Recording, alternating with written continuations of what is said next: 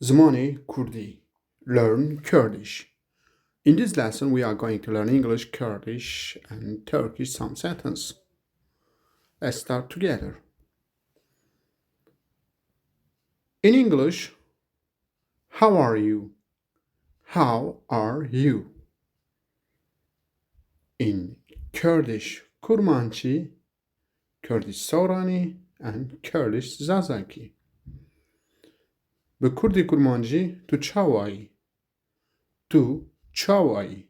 How are you? Bi kurdî soranî tu çonî? Yanş kui tu çonî? In Kurdish zazaki, bi kurdî zazaki tu çawa? In Turkish nasılsın? Türkçe nasılsın? İngilizce how are you? Kürtçe kurmanci lehçesi tu çawayı, Kürtçe sorani lehçesi tu çoni, Kürtçe zazaki lehçesi tu çivaya. Learn English and Kurdish with Turkish explanation. The answer after the how are you is that in English I am fine.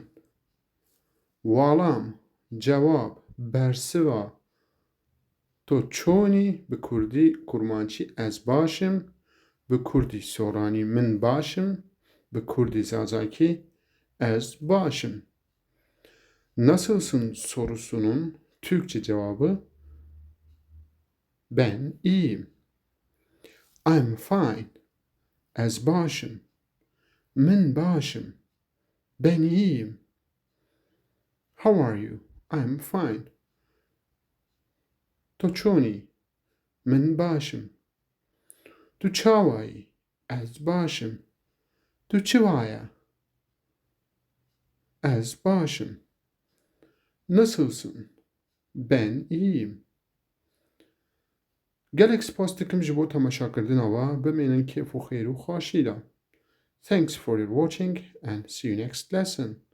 İzlediğiniz için teşekkür ederim. Bir sonraki ders videosunda görüşmek dileğiyle.